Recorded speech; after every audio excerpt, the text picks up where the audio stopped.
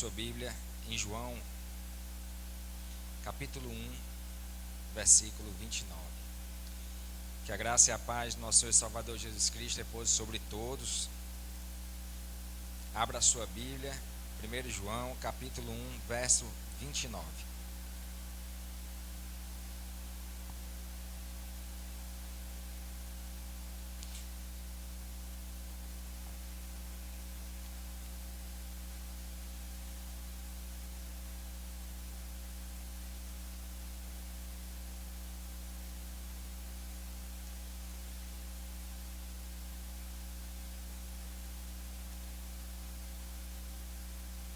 Pastor, porque quando o senhor pede para a gente abrir a Bíblia, o senhor fica meia hora parado só. É que daqui de cima eu vejo todo mundo, aí eu fico vendo quem está folheando ainda e fico esperando, sabe? Todos acharam?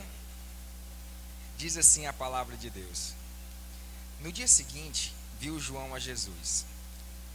E Jesus veio para ele e disse... E quando Jesus veio para ele, ele disse: Eis o Cordeiro de Deus que tira o pecado do mundo. Nessa versão que está aqui, tá? Todos juntos. 1, 2, 3.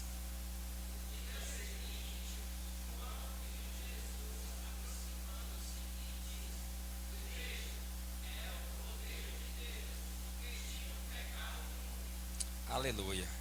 Louvado seja Deus. Podem sentar, queridos. João é aquele que preparou o caminho de Cristo. Por vários dias antes de Jesus iniciar seu ministério, João esteve no deserto e no Rio Jordão, batizando as pessoas e dizendo: Vinde, arrependei-vos, está próximo o reino dos céus. E quando as pessoas vinham para se arrepender, ele as batizava e dizia: Virá um depois de mim, que é maior do que eu, do qual não sou digno sequer de desatar a sandália dos seus pés. Ele vos batizará com água e com fogo, e o machado está na sua mão para cortar toda a árvore que não dê fruto. Na sua mão está a pá e a eira, e ele lançará no fogo toda palha. E João começou a pregar, anunciando um reino que viria. Até que um dia Jesus Cristo vai iniciar o seu ministério e ele vai ao encontro de João, e João está batizando, e ele vai lá e diz que João deveria lhe batizar. O texto de João aqui não conta os detalhes, mas os outros evangelhos contam que João ali meio que insta com Jesus, dizendo: Não, eu não posso te batizar, o Senhor que deveria me batizar. E Jesus diz: Não, mas é necessário que se cumpra todas as escrituras. E aí João batiza Jesus Cristo. Depois que Jesus Cristo é batizado, o Espírito Santo de Deus desce sobre Jesus como uma pomba, e do céu brada a voz do Senhor dizendo: Esse é o meu filho amado, em quem tenho prazer. Então João, ao perceber que de fato aquele que até aquele momento era só o seu primo, agora é revelado como o Cordeiro de Deus. João tem essa revelação, aponta para Jesus, olha para as pessoas e diz: Eis aqui o Cordeiro de Deus que tira o pecado do mundo. Poucas afirmações foram tão simbólicas em toda a Bíblia como essa de João. Dizer que Jesus Cristo é um cordeiro não é apenas uma afirmação, é uma simbologia também. E essa simbologia, ela volta para os tempos antigos, porque na velha aliança o cordeiro era aquele que era imolado pelo sacerdote e que era derramado o sangue do cordeiro para a remissão de pecado de muitos, tá? Então esse cordeiro, naturalmente apontado por João, seria aquele que Deus havia separado para cumprir o seu propósito pascal. É o chamado Cordeiro Pascal. Então, naturalmente, hoje nós vamos falar de Páscoa e, supondo eu, que o meu pastor, à noite, vai pregar numa linha que eu já desenhei aqui na minha mente, espero que seja. Então eu vou me deitar hoje aqui pela manhã para fazer uma mensagem um pouco mais explicativa da Páscoa, tá? Porque eu imagino que meu pastor vai por um outro caminho. Aí o pastor pensando ali: Rapaz, eu ia por esse caminho aí, agora tu me... Então vamos lá. Queridos, a palavra Páscoa, ela vem lá daquele hebraico antigo, Pessah é a expressão. Pessah, lá no hebraico.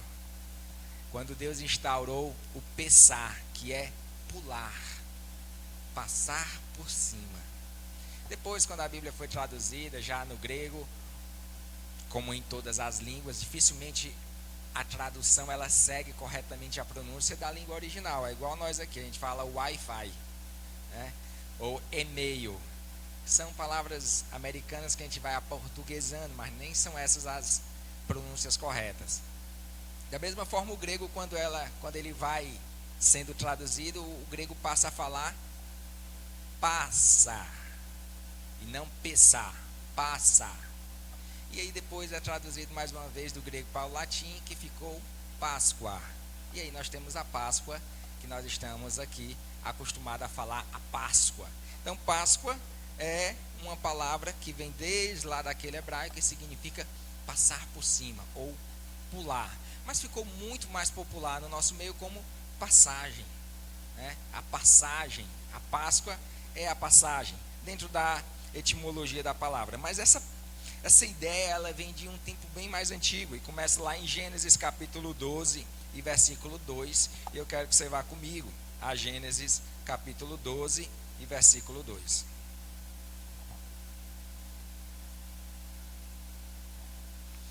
Toda a ideia de um povo separado para Deus, para ser o seu povo e Deus ser o seu Deus, começa em Abraão, né? E aqui Deus faz uma promessa para Abraão, e ele diz assim: farei de você um grande povo e o abençoarei, tornarei famoso o seu nome e você será uma bênção. Quando Deus chama Abraão, naquele tempo ainda Abraão, e diz para que ele saia da sua parentela e vá para uma terra que Deus lhe mostraria, ali Deus já tinha desenhado instaurar o seu povo. E Abraão vai e faz uma aliança com Deus, e Deus faz essa grande promessa. Então, observa que a Páscoa, se nós formos observar, ela não começa exatamente com uma ideia de libertação. Ela começa com uma promessa feita para a geração de um povo. Bom, mas acontece que essa promessa, ela é acompanhada de uma segunda promessa, que não é tão boa assim. É uma profecia de dor, e está lá em Gênesis capítulo 15 e versículo 13. Em Gênesis capítulo 15 e versículo 13 está escrito assim: então o Senhor lhe disse, saiba com certeza que a sua descendência será estrangeira em uma terra que não lhes pertencerá, e também serão escravizados e oprimidos por 400 anos. Então Deus faz uma promessa para Abraão de que faria dele um grande povo, uma grande nação. E ao mesmo tempo, ele faz uma promessa de escravidão, opressão, dor e sofrimento, que duraria 400 anos. E todos nós conhecemos como essa história começou. Abraão teve um filho chamado Isaac, Isaac teve um filho chamado Esaú e Jacó. Do seu filho Jacó saíram 12 filhos, sendo um deles chamado José, que foi vendido pelos seus irmãos e acabou se tornando um escravo lá no Egito. Deus o abençoou grandemente, de muitas maneiras, e ele cresceu maravilhosamente e chegou ao topo de onde um homem poderia chegar naquele tempo. Se tornou o governador do Egito. E naquele tempo uma grande fome aconteceu sobre a terra, e o povo de José, o povo de Israel, que estava lá em suas terras, começou a morrer de fome. Pensando em escapar da morte, foram ao Egito procurar comida, e lá encontraram José, aquele que tinha sido colocado para fora da família pelos seus próprios irmãos, como o salvador daquele povo. José não só dá comida para os seus pais e seus irmãos, ele traz para o Egito toda a sua família. E essa família cresce, fica muito numerosa naquele lugar, e ali eles vivem por muitos e muitos anos. E ali eles vão crescendo de um modo que eles ficam tão grandes que o povo do Egito começa a ficar preocupado. E esse relato está lá em Êxodo capítulo 1, versículo 8. do 8 ao 10, diz assim, vamos dar uma olhada. Então subiu ao trono do Egito um novo rei, que nada sabia sobre José. Ou seja, aquele faraó antigo morreu. Aqueles primeiros faraó que ouviram a história de como José salvou todo o Egito e toda a terra, foram morrendo.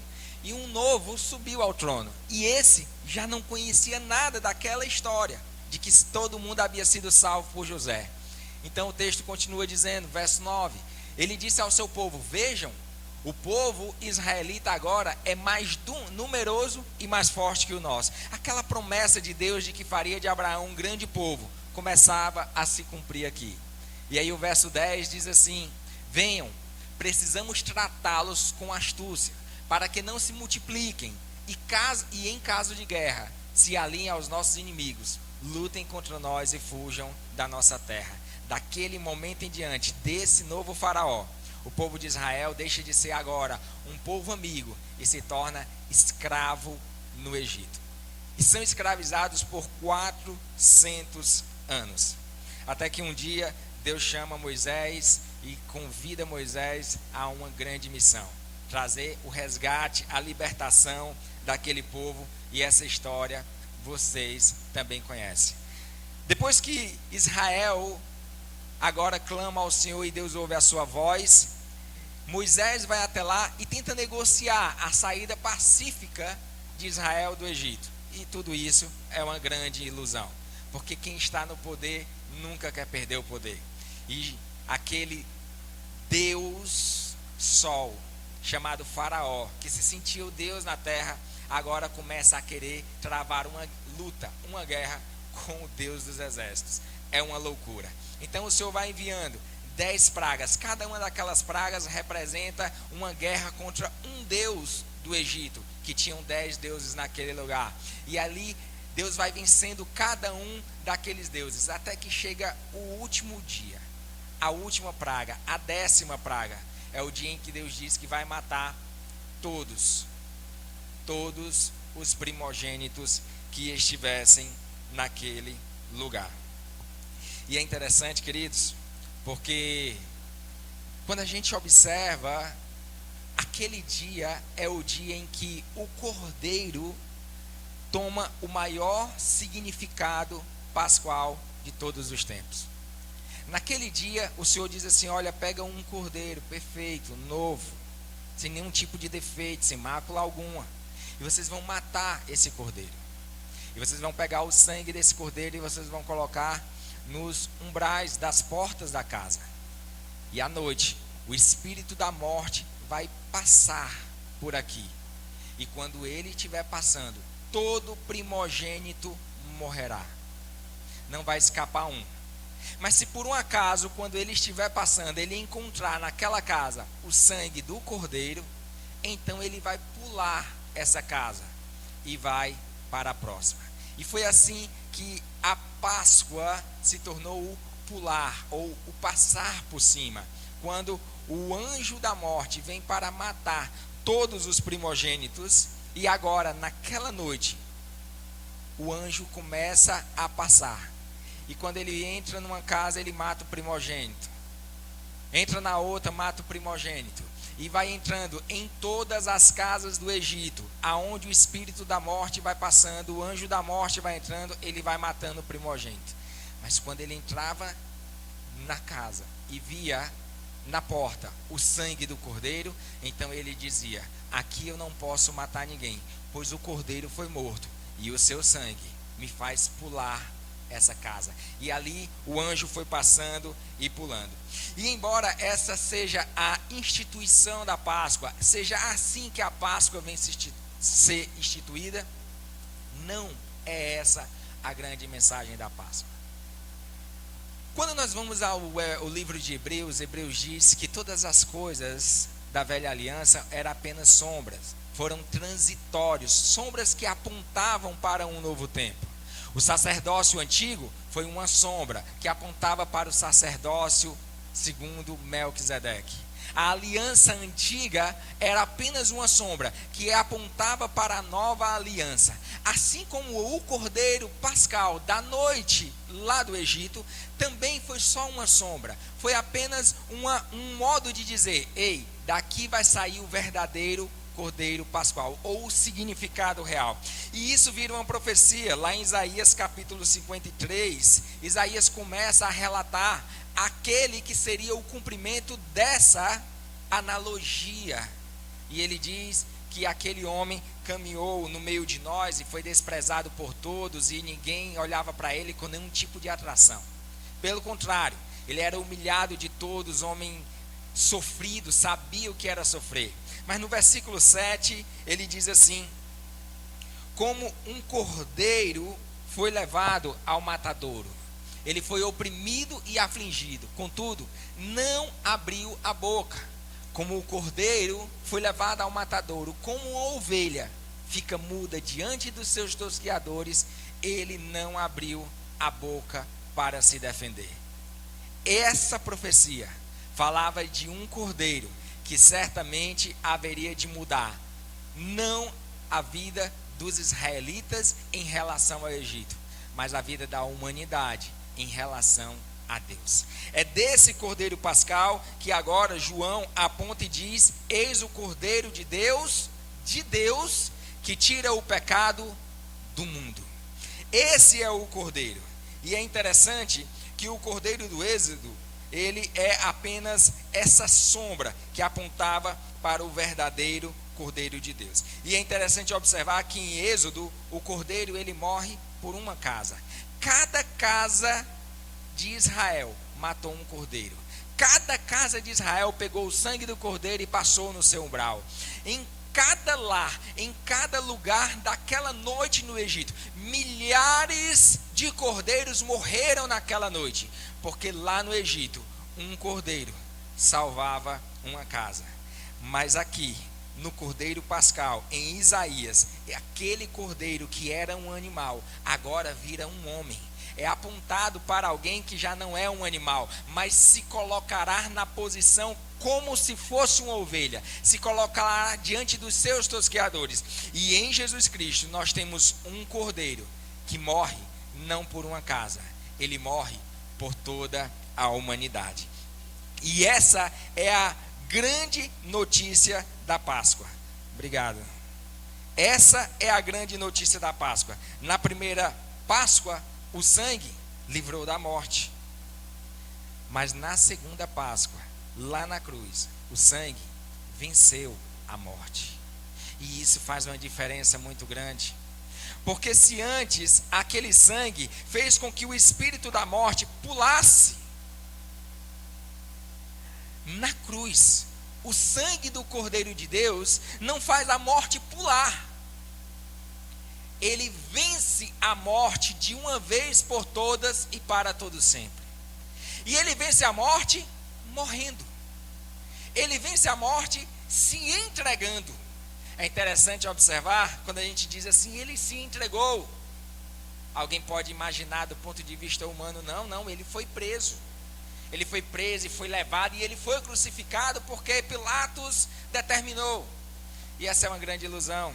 Porque quando ele está conversando com Pilatos, Pilatos diz assim: tu não vai se defender das acusações que estão fazendo sobre ti? Tu não percebe que a tua vida está em minhas mãos?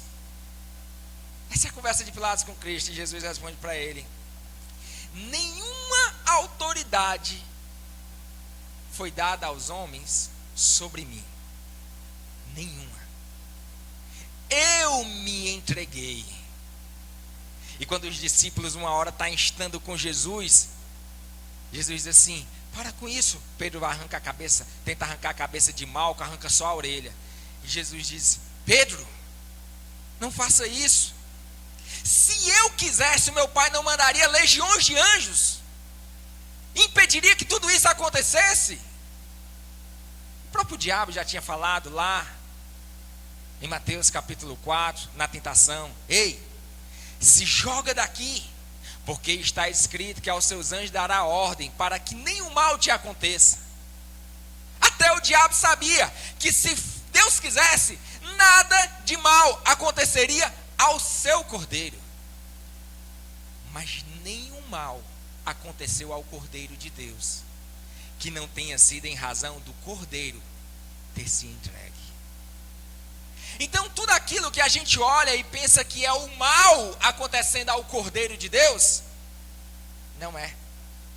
É o Cordeiro de Deus se entregando ao sofrimento, para que o sofrimento que recairia sobre nós, agora possa ser tomado por Ele.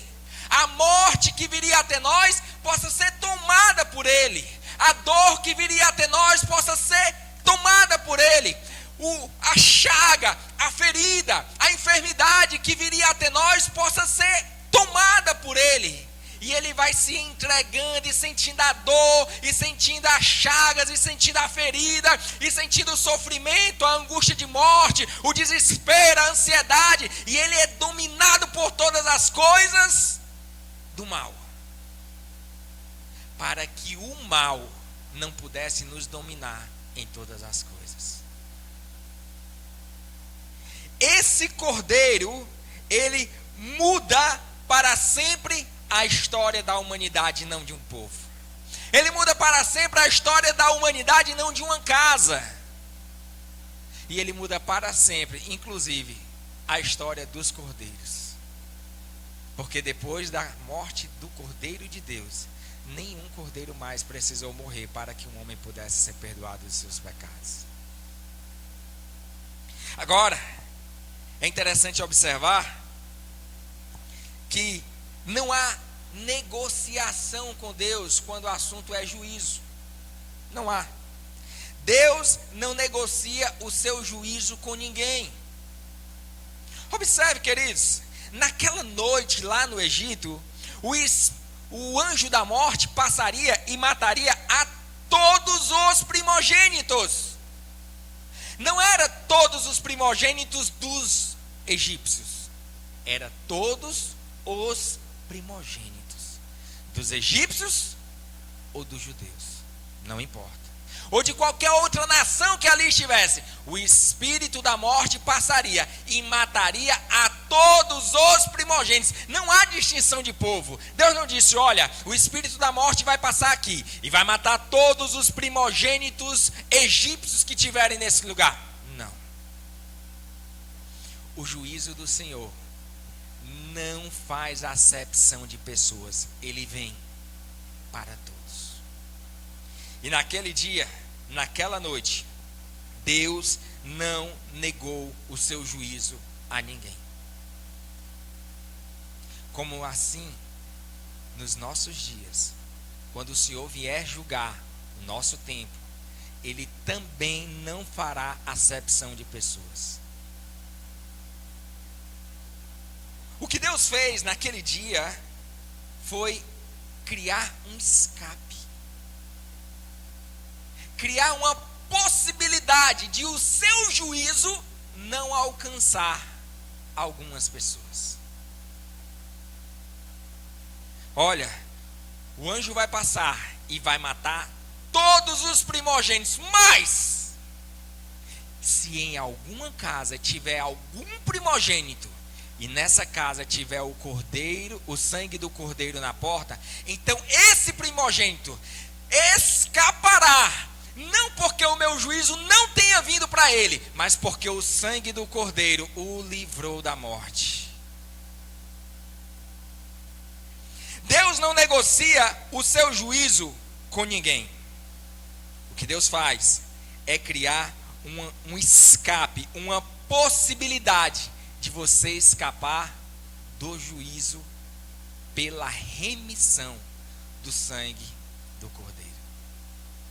Por isso, quando eu olho para Jesus Cristo como o Cordeiro de Deus, que tira o pecado do mundo, eu consigo compreender quando Paulo diz que nenhuma condenação há para os que estão em Cristo Jesus. Nenhuma. Não porque não venha o juízo virá sobre mim, sobre você, sobre o mundo todo. Ninguém escapará do juízo do Senhor. Diz a palavra de Deus que quando ele voltar, todo joelho se dobrará diante dele, toda língua há de confessar que ele é o Senhor. E diante dele estarão os grandes, os pequenos, os pobres e os ricos, os famosos e os anônimos. Não importa, todos estarão diante do Senhor e haverão de prestar conta diante dele, porque o seu juízo não dispensará ninguém. Mas aquele que tiver marcado com o sangue do Cordeiro de Deus, ao ser julgado, encontrar-se-á absolvido pelo justo juiz. O Cordeiro de Deus é a esperança da absolvição da condenação que nos foi imposta no dia do juízo. Deus não poupou ninguém naquela noite. Ou tinha sangue, ou tinha morte. Não havia distinção de povo. Ah, aqui é o meu povo, o povo de Israel. E esse aqui é o povo do Egito. Eu já sei, eu vou matar o do lado de cá e o de cá. Não. Naquela noite, todos foram julgados da mesma forma, sem nenhum tipo de distinção, independente da cor, da raça, da nação. Não havia diferença entre um povo e outro. Ou tinha morte, ou tinha sangue. A Bíblia diz que por falta de conhecimento, o povo perece. O conhecimento salvou o povo de Israel naquele dia, porque eles receberam o conhecimento de que pelo sangue do Cordeiro eles poderiam ser marcados e a morte pularia a sua casa. E na manhã de hoje nós temos o conhecimento da palavra que nos diz que no dia do juízo o Senhor há de prestar conta com todas as pessoas, pretos, brancos, ricos, pobres, grandes ou pequenos. Mas aquele que estiver selado com o sangue do Cordeiro, esse encontrará absolvição no dia do juízo, pois nenhuma condenação há para os que estão em Cristo Jesus, o Cordeiro de Deus que tira o pecado do mundo. Essa é a nossa esperança. Esse é o Cordeiro Pascal, que entregou a sua vida uma única vez, para que nunca mais nenhum animal precise ser morto. E para que o homem possa encontrar absolvição para a sua vida no dia do juízo, que virá para todos os homens. O cordeiro lá no Egito morria para que uma família pudesse viver. Mas lá no Gólgota, no lugar da caveira, lá no Calvário, o cordeiro morreu para que uma humanidade inteira pudesse viver. Para que todos os povos, em todos os lugares da terra, e de todas as línguas, em todas as nações, pudessem ter a esperança de escapar da morte. E o que é mais interessante, em Apocalipse capítulo 3, versículo 20, Deus diz: eis que eu estou à porta e bato. Se alguém ouvir a minha voz e abrir a sua porta, eu entrarei, cearei com ele e ele ceará comigo. Lá no Egito, o sangue estava na porta da casa. Hoje, o sangue tem que estar na porta do seu coração. Se o sangue de Cristo estiver selando a porta do seu coração, então no dia do juízo, a morte não te alcançará. No dia do juízo, a morte não vai encontrar guarida na sua casa, ela vai passar. Ela vai encontrar a Páscoa em você. Ela vai passar por cima, ela vai pular. E você não vai morrer. E é interessante observar que nós vivemos num tempo em que a humanidade está totalmente perdida nas suas próprias ilusões. no período de Páscoa, quando nós deveríamos estar pensando na possibilidade de escapar da morte pelo sangue do Cordeiro que nos liberta e nos salva e nos purifica, as pessoas se iludem totalmente com o comércio, com a compra, com a venda e com as coisas desse mundo. E essa é a maior prova de que o mundo se perderá. Porque Jesus diz que quando Noé anunciava o dilúvio, as pessoas comiam, bebiam, casavam-se e davam-se em casamento, até o dia em que Noé entrou na arca e veio o dilúvio e levou a todos. Assim também será nos nossos dias. Enquanto nós avisamos que Jesus está voltando e que Ele é a esperança para que nós possamos escapar da morte, as pessoas comem, bebem, casam e dão-se em casamento, se preocupam com as coisas do mundo, estão ligadas nas coisas dessa vida, e a Bíblia diz que aquele que espera apenas para esta vida é o mais tolo de todos os homens. Se nós não estivermos com os olhos fitos na vida futura, no que há de vir, ai de nós, porque certamente Ele voltará. A diferença é que quando Ele voltar, Ele já não vai voltar mais como cordeiro, Ele vai voltar como leão. Ele não vai vir mais voltar para se entregar e dar-se em favor dos homens. Ele já fez isso uma única vez para nunca mais. Quando Ele voltar, Ele vai voltar para trazer juízo, para julgar as nações, para que todos prestem conta das suas vidas diante dEle. É assim que Ele voltará. Então, aquele que estiver em Cristo, esse encontrará absolvição. Não porque nós somos justos em nós mesmos, mas porque o seu sangue nos redimiu e nos purificou.